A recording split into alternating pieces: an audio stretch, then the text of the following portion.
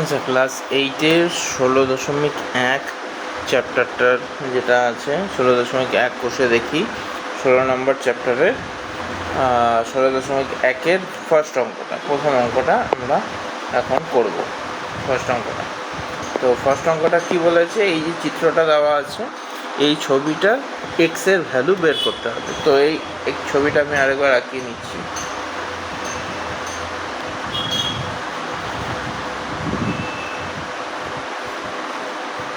এখানে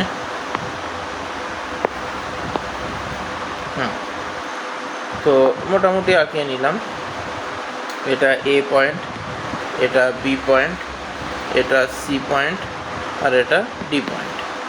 তো এটা 60 ডিগ্রি কোণ, এটা 40 ডিগ্রি কোণ, এটা 20 ডিগ্রি কোণ, আর এই অ্যাঙ্গেলটা আমাকে বের করতে হবে, যেটা এক্স বলছে। তো এইখানে আমি ছবিটার মধ্যে কিছু একটু এক্সটেনশন করব, একটু ড্রয়িং আছে, সেই ড্রয়িংটা করব। সেই ড্রয়িংটা করার পরে তারপর আমি অঙ্কটা শুরু করব। সেটা হলো, এই যে সিডি রেখাটা আছে, সিডি রেখাটাকে আমি আরও বাড়িয়ে দেব এতখানি। সিডি রেখাটাকে বাড়িয়ে দেব এতখানি, যেটা এবি রেখা পর্যন্ত কাট করছে, এবি রেখাতে কাট করছে। তাহলে এবি রেখাতে যে জায়গাটা কাট করছে সেটাকে আমরা এফ নাম দেব, এফ বিন্দুর নাম দেব। হয়ে গেল। এইবার আমি অঙ্কটা শুরু করব। তাহলে ফার্স্টে আমি যেটা করলাম সেটা লিখতে হবে। ডিসি রেখাকে বর্ধিত করা হলো, যা এবি রেখাকে এফ বিন্দুতে ছেদ করে।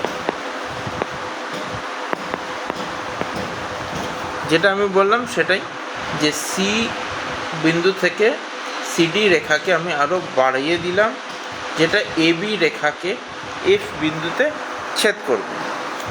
এবার তাহলে কী হলো, দুটো ত্রিভুজ তৈরি হলো, ডি এ এফ ত্রিভুজ, ডি এ এফ ত্রিভুজ ও বি এফ সি ত্রিভুজ তৈরি হলো।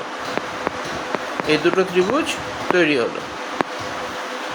এইবার আমি জানি একটা ত্রিভুজের তিনটি কোণের সমষ্টি হলো 180 ডিগ্রি। একটা ত্রিভুজের তিনটি কোণের সমষ্টি 180 ডিগ্রি। তাহলে ডিএএফ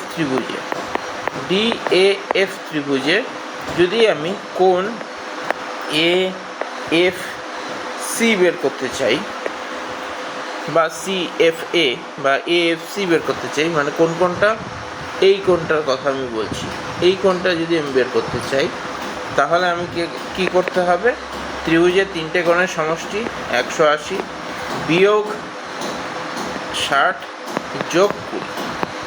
এইখানে 60 ডিগ্রি কোণ, এখানে 20 ডিগ্রি কোণ, এই দুটো কোণের যোগফল যদি আমি 180 ডিগ্রি থেকে বাদ দিই, তাহলেই আমি এই কোণটা বের করতে পারবো। তাহলে এখন আমি তাই করব, 180 বিয়োগ 80, তো 100 ডিগ্রি কোণ। তাহলে এ এফ সি এই কোণটা হলো 180 ডিগ্রি কোণ। এবার আমি আরেকটা এখন সূত্র জানি, যে বহিস্থ কোণ, কোনো একটা ত্রিভুজের বহিস্থ কোণ বিপরীত অন্তস্থ কোণদ্বয়ের সমষ্টির সমান হবে। সূত্রটা আমি এমনি বোঝানোর জন্য লিখে দিচ্ছি, অঙ্কের জন্য দরকার নেই, পরীক্ষায় লিখতে লাগবে না। কোনো ত্রিভুজের বহিস্থ কোণ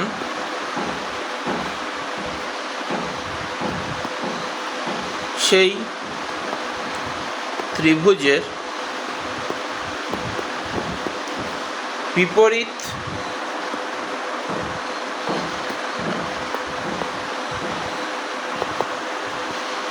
অন্তস্থ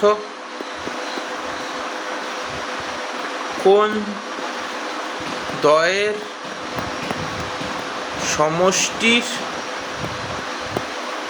সমান। তাহলে বিপরীত এই যে কোণটা আছে, এই কোণটা এএফসি কোণটা যদি আমি বিএফসি এই ত্রিভুজের ক্ষেত্রে দেখি, বিএফসি ত্রিভুজের ক্ষেত্রে এএফসি কোণটা হলো বহিস্থ কোণ, মানে বাইরের দিকে আছে, সেই জন্য বহিস্থ কোণ। এই কোণটার যা মান হবে সেটা বিএফসি এই কোণটার মান, আর এফসিবি এই কোণটার মান, এফসিবি মানে এই কোণটা, এই দুটো কোণের মানের সমষ্টির সমান হবে এই কোণটা। ঠিক আছে, তো এটা হলো আমাদের সূত্রটা যেটা লিখলাম আমি। তাহলে আমি বলতে পারি এএফসি সমান সমান বিএফসি প্লাস অ্যাঙ্গেল এফসিবি। এবার এএফসি কত আমি জানি 100 ডিগ্রি, বিএফসি কত দেওয়া আছে 40 ডিগ্রি। তাহলে এফসিবি বের করতে পারবো এখান থেকে, 100 বিয়োগ 40 এফসিবি, তাহলে অ্যাঙ্গেল এফসিবি 60 ডিগ্রি, অ্যাঙ্গেল সে এফসিবি হলো 60 ডিগ্রি করে। এবার আমাকে বের করতে কি হবে, বের করতে হবে হলো এই এক্সটা। তাহলে অ্যাঙ্গেল এফসিবি যদি এখানে 60 ডিগ্রি কোণ হয়, আর এখান থেকে এফ আর ডি তো একটা সরলরেখা, এফ আর ডি যদি সরলরেখা হয় তাহলে সরলরেখার উপরে একটা গোটা সরলরৈখিক কোণ তৈরি হচ্ছে। এবার সরলরৈখিক কোণের কত মান 180 ডিগ্রি, 180 ডিগ্রি। তাহলে সেখান থেকে আমি যদি এইটুকুটা 60 ডিগ্রি পেয়ে যাচ্ছি, তাহলে বাকিটা কি করে পাবো, এক্স কি করে পাবো, এক্স সমান সমান 180 বিয়োগ 60, তাহলে এক্স সমান সমান 120 ডিগ্রি কোণ। এখান থেকে কিন্তু আমরা এক্সের মানটা পেয়ে গেলাম যে এক্স 120 ডিগ্রি। তো এইভাবে কিন্তু এই অঙ্কটা হলো। এই অঙ্কটা একটু ট্রিকি অঙ্ক আছে, যেহেতু আমাদের কনস্ট্রাকশন করে নিয়ে একটা একটু আঁকিয়ে নিয়ে তারপর করতে হচ্ছে, সেই জন্য এইটা কিন্তু মনে রাখতে হবে, না হলে কিন্তু অঙ্কটা করাটা একটু কঠিন হয়ে যাবে।